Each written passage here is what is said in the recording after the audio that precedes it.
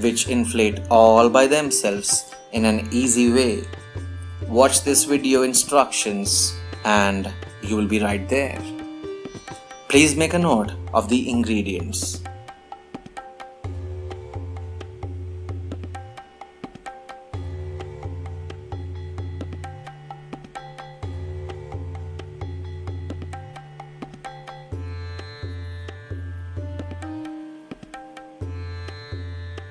Grab a bowl to which you add 300 milliliters of lukewarm water.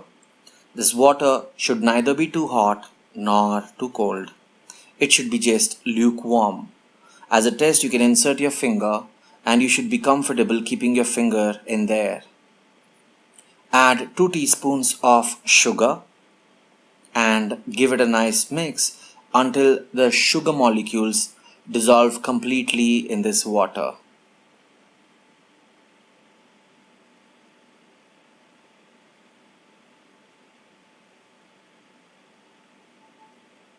Now we will be adding in 2 teaspoons of active dry yeast.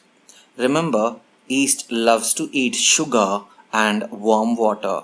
But if the water is too warm or hot, it will kill the yeast. So the water should be only lukewarm. Now we will keep this mixture aside for around 7 minutes or until it tastes like beer. It's been 7 minutes. After which we have grabbed another bowl to which we will be adding 500 grams of all-purpose flour or maida,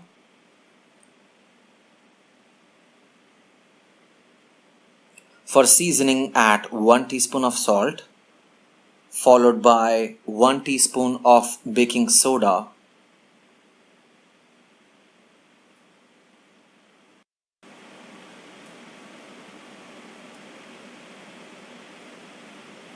the yeast, sugar and water mixture that we had kept aside for 7 minutes, add 70% of it now and knead it with your hands.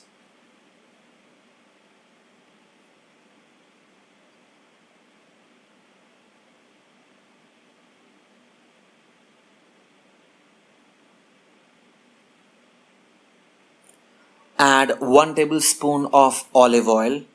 In case you do not have olive oil, you can add any other vegetable cooking oil. Knead it once again gently and you may need more water. So the 30% water, yeast and sugar content that you had left aside, use little by little until you find the right consistency. Make sure once you have kneaded this nicely, you keep this dough aside for around 5 minutes. This way gluten will be released in these 5 minutes and that will make your dough even more softer and moist. After 5 minutes of leaving the dough aside and letting the gluten create, now grab a plank to which you sprinkle a little flour. This way your dough will not stick to the bottom.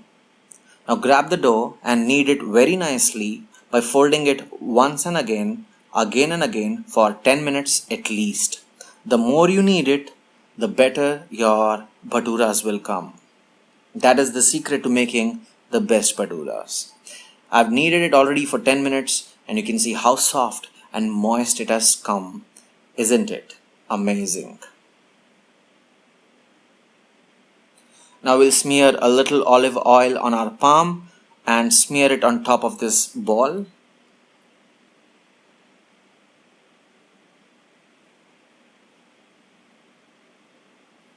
Grab a clean and dry bowl to which you'll sprinkle a little olive oil to the inside by putting it on your palm. This way your dough will not stick to the walls of this glass vessel.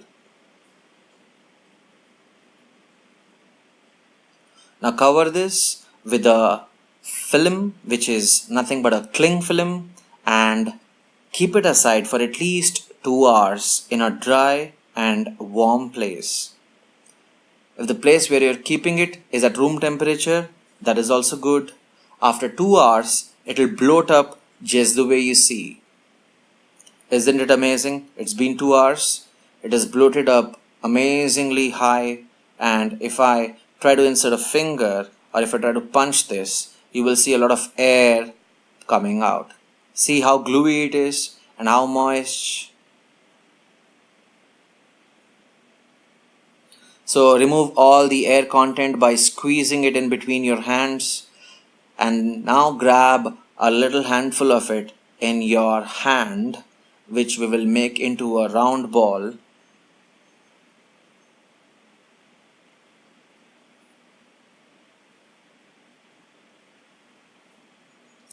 And rotate it in the clockwise or anti-clockwise direction, the way you're comfortable,